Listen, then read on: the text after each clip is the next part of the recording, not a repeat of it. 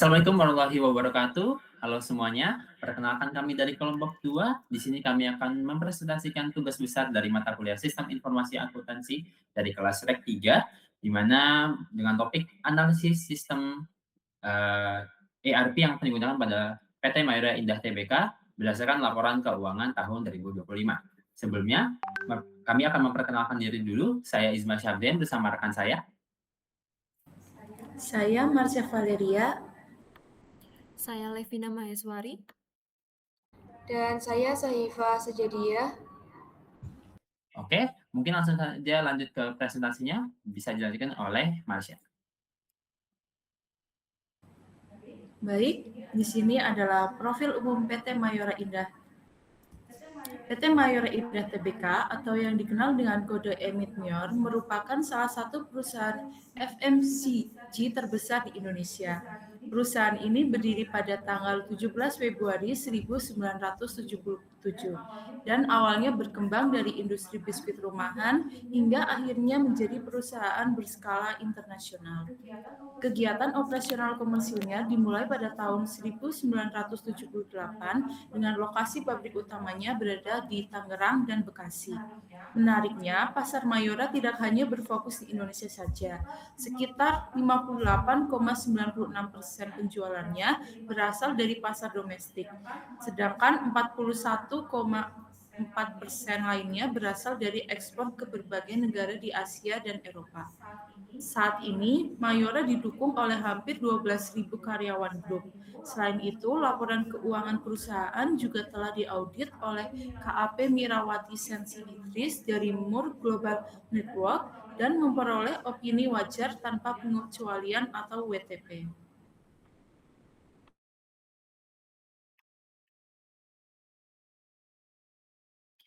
Baik, selanjutnya di sini adalah pentingnya sistem informasi akuntansi di industri FMCG. Selanjutnya, pada slide ini kami akan menjelaskan mengapa sistem informasi akuntansi atau SIA sangat penting dalam industri ini. Alasan pertama adalah karena kompleksitas. Pada proses manufaktur, Mayora memiliki banyak sekali lini produk, mulai dari biskuit, kopi, permen, hingga makanan olahan lainnya. Dengan jumlah transaksi harian yang sangat besar ini, perusahaan membutuhkan sistem catatan yang akurat dan terintegrasi agar seluruh aktivitas operasional dapat dipantau dengan baik. Kemudian, alasan kedua adalah integrasi dan kecepatan data, di mana dalam industri ini informasi harus tersedia secara real time agar manajemen dapat mengambil keputusan dengan cepat, misal terkait produksi, distribusi, maupun strategi penjualan. Jika perusahaan masih menggunakan sistem yang terpisah antar divisi atau departemen, maka proses penyusunan laporan keuangan akan menjadi lebih lambat dan beresiko menimbulkan ketidaksesuaian data. Selanjutnya adalah identifikasi tantangan akuntansi.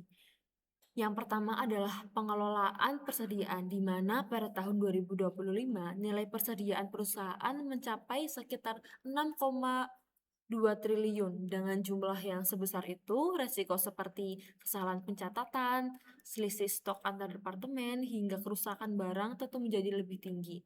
Tantangan berikutnya adalah besarnya piutang pihak berelasi yang mencapai 8,16 triliun. Kondisi ini membuat sistem pengendalian piutang harus memiliki sistem kondisi pengendalian piutang yang kuat agar proses penagihan tetap lancar dan resiko piutang yang macet dapat diminimalkan. Selain itu, perusahaan juga menghadapi kompleksitas dalam perhitungan HPP atau harga pokok penjualan karena nilainya bisa mencapai 30,18 triliun. Karena itu, pencatatan biaya produksi harus dilakukan secara detail dan akurat agar laporan laba rugi tidak mengalami kesalahan. Selanjutnya adalah sistem ERP versus resiko akuntansi manual. Melalui sistem ERP, seluruh data antar departemen atau divisi dapat terhubung secara real time. Nah, proses ini menjadikan transaksi lebih cepat, pencatatan lebih akurat, dan resiko duplikasi data dapat dikurangi karena semuanya menggunakan satu database yang sama.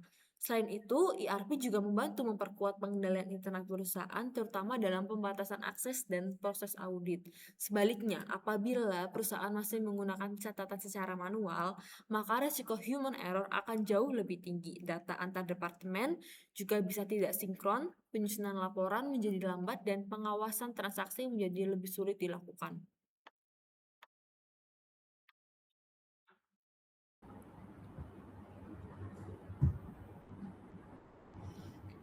Baik, untuk selanjutnya ada siklus proses bisnis di PT Mayora. Jadi, yang pertama ada proses pendapatan. Ini adalah siklus yang paling langsung berkaitan dengan pemasukan perusahaan. Nah, prosesnya dimulai ketika pelanggan, baik distributor domestik maupun pembeli ekspor, melakukan pemesanan produk ke bagian penjualan. Tapi tidak langsung diproses begitu saja. Pada bagian ini, penjualan melakukan pemeriksaan kelayakan kredit pelanggan. Kemudian,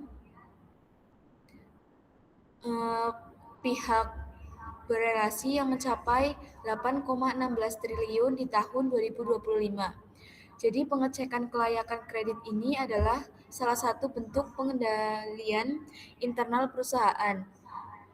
Nah, kalau pelanggan sudah memenuhi syarat, bagian penjualan menerbitkan sales order atau SO sebagai dasar transaksi. Nah, dari SO ini, bagian gudang menyiapkan barang dan menerbitkan surat jalan sebagai dokumen pengiriman. Kemudian bagian logistik mengirimkan barang ke pelanggan. Nah, setelah barang diterima pelanggan, bagian akuntansi menerbitkan faktur penjualan dan mencatat dua hal sekaligus, yaitu pendapatan penjualan dan piutang usaha. Nah, piutang ini lalu dipantau secara berkala sampai pelanggan membayar. Nah, begitu pembayaran masuk, bagian keuangan mencatat penerimaan kas dan mengurangi saldo piutang. Kemudian yang kedua ada proses siklus pengeluaran. Nah, siklus ini dimulai saat bagian produksi mengajukan kebutuhan bahan baku melalui purchase requisition setelah disetujui manajemen. Nah, bagian ini membuat purchase order kepada pemasok. Nah, ketika barang datang, gudang akan melakukan pengecekan kualitas dan kuantitas sebelum akuntansi mencatat persediaan dan piutang usaha. Kemudian yang terakhir, bagian keuangan melakukan pembayaran kepada supplier sesuai jatuh tempo. Kemudian siklus proses produksi. Pada tahap ini, perusahaan menyusun jadwal produksi berdasarkan permintaan pasar. Gudang mengeluarkan bahan baku untuk proses produksi. Kemudian bagian akuntansi biaya mencatat seluruh biaya produksi seperti bahan baku, tenaga kerja langsung, dan overhead pabrik. Nah, setelah selesai diproduksi, bagian quality control akan memeriksa kualitas produk sebelum dipindahkan ke gudang barang jadi. Kemudian yang terakhir ada siklus penggajian. Nah, proses ini itu dimulai dari pencatatan absensi dan jam kerja karyawan. Nah, dari data tersebut kemudian diproses oleh bagian HRD untuk menghitung gaji, tunjangan, lembur, serta potongan pajak dan BPJS. Nah, setelah mendapatkan persetujuan manajemen, bagian akuntansi mencatat beban gaji dan bagian keuangan melakukan transfer pembayaran gaji kepada seluruh karyawan.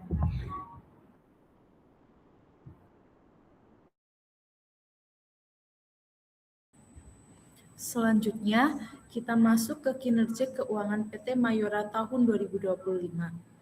Berdasarkan data laporan keuangan, penjualan bersih perusahaan mencapai 38,68 triliun.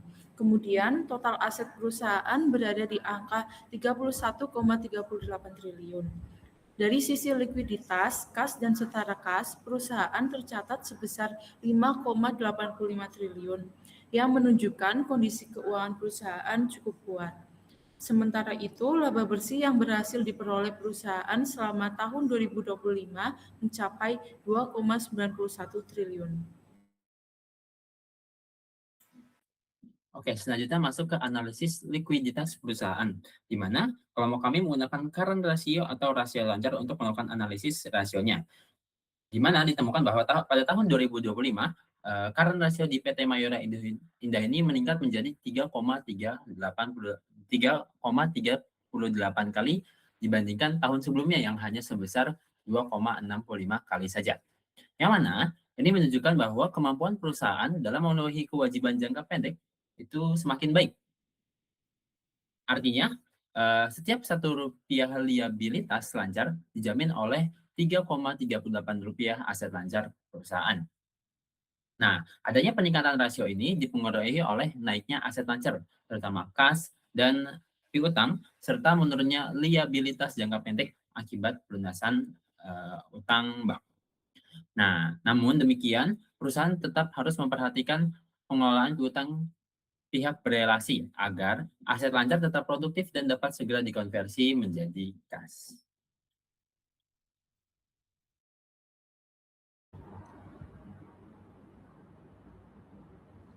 Baik, yang selanjutnya ada jurnal umum. Yang pertama ada jurnal pendapatan. Jadi di sini dicatat seluruh transaksi penjualan produk kepada pelanggan.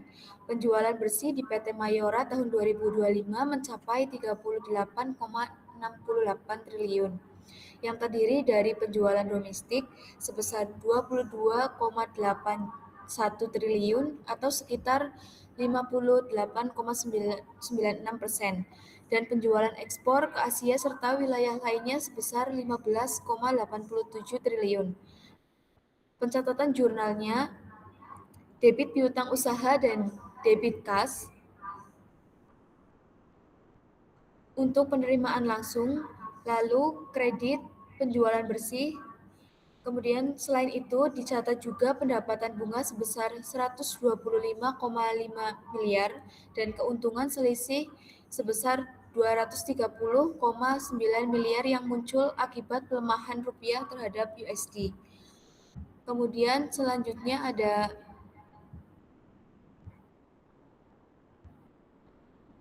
siklus pengeluaran. Nah, saat perusahaan membeli bahan baku dari supplier secara kredit, akun persediaan di debit sebesar 29,77 triliun, sedangkan akun utang usaha di kredit dengan jumlah yang sama karena pembayaran dilakukan secara tempo. Kemudian ada siklus produksi. Ketika barang jadi berhasil diproduksi dan dijual, perusahaan mencatat beban pokok penjualan atau HPP di sisi debit sebesar 30,18 triliun dan persediaan produk jadi di sisi kredit sebagai pengurangan stok barang di gudang. Kemudian yang terakhir ada siklus pendanaan. PT Mayora memperoleh dana dari penerbitan obligasi sebesar 1,82 triliun. Nah, transaksi ini dicatat dengan mendebit akun kas dan setara kas serta mengkredit akun utang obligasi.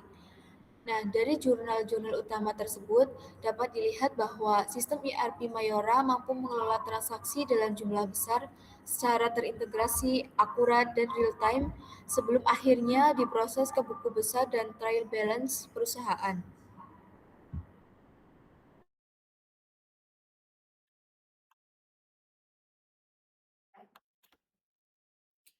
Baik, selanjutnya setelah seluruh transaksi dicatat dan diposting ke buku besar, sistem ERP akan menghasilkan trial balance atau neraca saldo seperti yang terlihat di slide. Di dalamnya terdapat berbagai akun utama perusahaan seperti kas, piutang usaha, persediaan, utang bank, utang obligasi, hingga saldo laba. Hal terpenting dalam trial balance ini adalah posisi debit kredit yang menunjukkan angka seimbang atau keadaan balance. Kondisi ini membuktikan bahwa proses pencatatan akuntansi perusahaan telah berjalan sesuai dengan prinsip double entry accounting. Oke, untuk slide terakhir ialah solusi sistem ERP yang bisa diterapkan dari kelompok kami ialah sistem ERP SAP S4 HANA, di mana ada dua modul. Modul pertama yang kami rekomendasikan ialah Financial Accounting dan Controlling untuk membantu otomatisasi pencatatan keuangan, pengendalian piutang, dan perhitungan biaya produksi. Sedangkan untuk modul yang kedua ialah modul Material Management dan Production Planning yang berfungsi untuk mengontrol persediaan serta proses produksi secara real time. Nah, namun dalam implementasinya, perusahaan juga harus memperhatikan risiko-risiko yang ada, seperti biaya implementasi yang tinggi, terus kemungkinan adanya resistensi dari pengguna internal atau pegawai PT Mayora. Maka dari itu, eh, eh, adanya pelatihan karyawan itu harus tetap dilakukan secara bertahap dan harus ada juga proses validasi data yang ketat sebelum sistem ERP itu diterapkan atau dijalankan sepenuhnya. Nah, mungkin itu saja presentasi dari kelompok kami, kelompok 2. Mohon maaf bila banyak kekurangan atau adanya kesalahan. Bila ada pertanyaan boleh silahkan ditanyakan. Terima kasih atas perhatiannya. Wassalamualaikum warahmatullahi wabarakatuh.